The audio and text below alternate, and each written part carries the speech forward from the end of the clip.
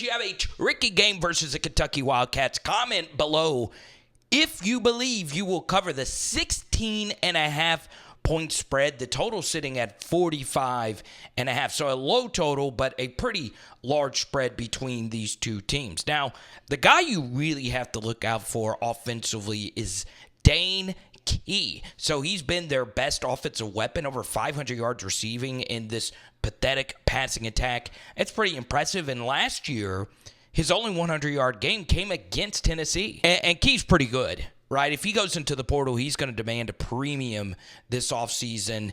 And on the second in Murfreesboro, watch this catch. Brock Vandegrift, the Georgia transfer, just kind of chunks this ball up for grabs. And in heavy traffic and in heavy coverage, Key makes this catch for a huge first down. So one weird fact about Kentucky this year, this is only their third home game, right? One thing the Wildcats have had over the years is a seriously easy front-loaded schedule of cupcakes. And that kind of was the case this year. And if you want to learn more about how Kentucky fooled all the teams in the SEC, and if you are a Tennessee fan and you don't like the Wildcats, I highly recommend you watch this video. I spent actually a month putting this together. I can't believe Kentucky got away with playing a Pac-12 schedule for over a decade, but now they can't really do that because two more teams are in the conference. Trust me, it'll blow your mind.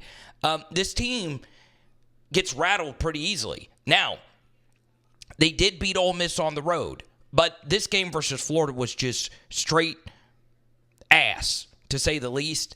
And Vandegrift overshoots a wide-open mesh receiver, and it's a pick going the other way. So the biggest story heading into this game for the Kentucky offense is who will actually start, right? Brock Vandegrift was pulled from this game, essentially, and Gavin Wimsatt, who has a lot of experience, 3 years at Rutgers. He played quite a bit. This year, he's kind of just been the backup, change of pace, dual threat guy. He takes a sack here on 2nd and 9. Who will be the starter? Bush Hamdan, the offensive coordinator, is not committed to either one of them.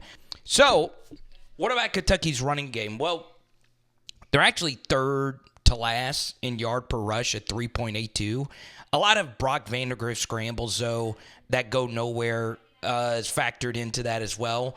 But they can run some, right? They had some runs in their upset over Ole Miss and Oxford earlier this year. And you'll see that there are plays sometimes that they perfectly block.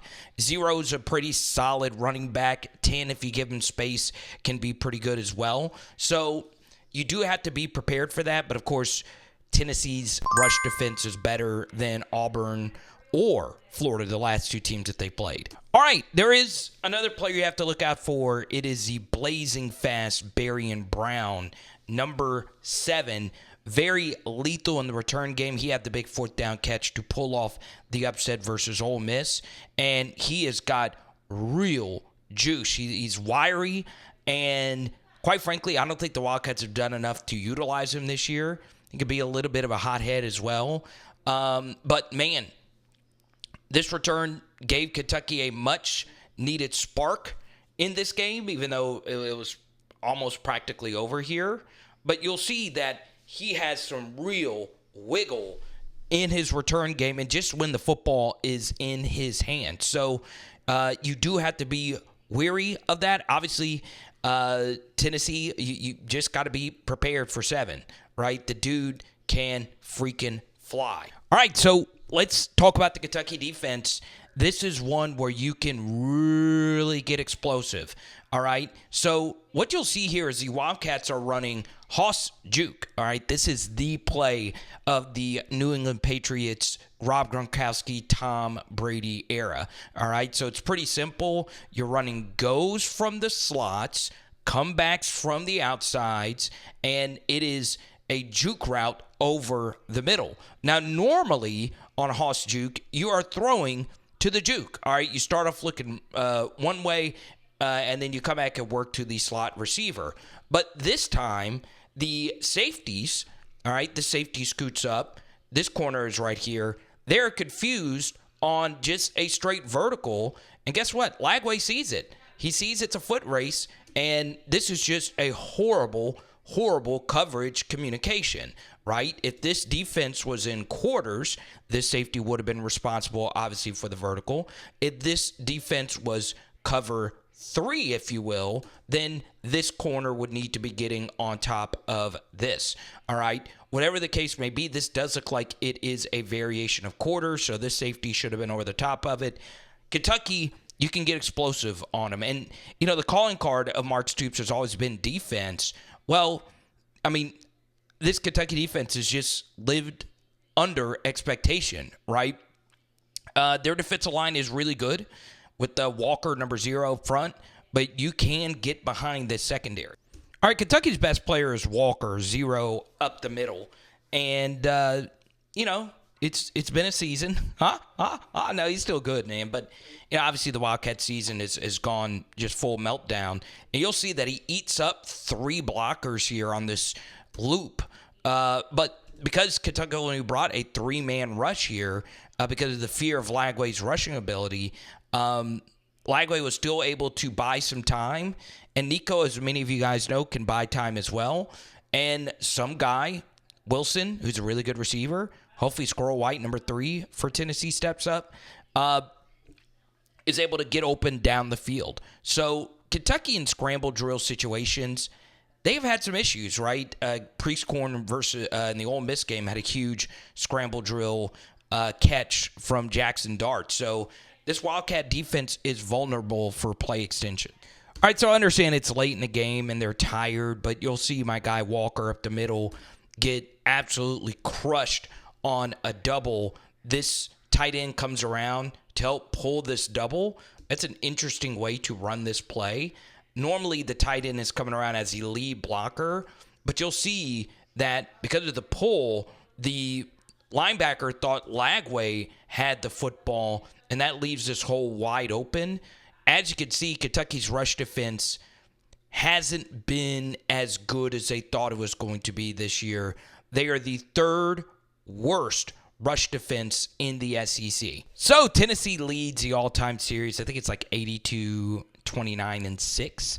And they have won the last 3. And in the background, you see a Tennessee type of play, right? You have a pre-snap motion, and then you get the wide splits, just a little RPO. If you have the numbers, you just throw it out wide. And, well, you're going to see Tennessee do this because that's just what they do. And that's kind of the weird thing when you do preview film studies. Tennessee's just going to do what they do, right? They're not really as matchup dependent offensively as other teams are for big games, right?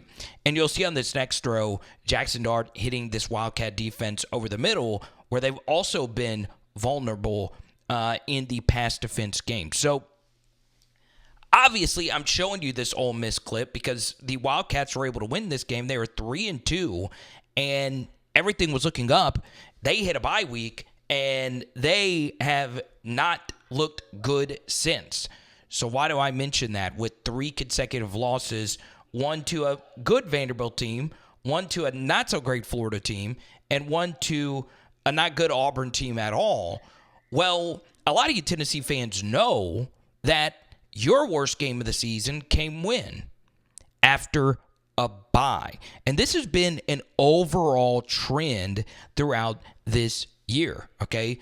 That Arkansas team that beat you, their worst game in the season versus LSU after a bye, okay? Auburn looked like trash after a bye versus Missouri, all right? You just go down the list here. Let's see, Kentucky after a bye versus Vanderbilt, as we just discussed. LSU after a bye versus Ole Miss did not play their best. They were lucky to win that game. And the list goes on and on and on and on, right? Ole Miss after a bye did not look their best versus Oklahoma. It's been weird, to say the least. I think it is a little bit of small sample size, but it's something, right? So Tennessee, this is you coming off your second bye of the season. You better believe Heupel is going to make sure this team is not flat. I kind of like the Wildcats here with their season essentially on the line in this spot to at least keep it close. But then again, I am never betting a Mark Stoops team ever again because I truly have said this for years. He's the most overrated coach I can ever remember in the SEC. So comment below your thoughts, and we'll talk to you on Saturday. Don't forget, Tuesday night live streams at 5 p.m. Central. We'll talk to you soon. It is Power Hour SEC. Boom. And tonight we are doing barbecue chicken. Let's go.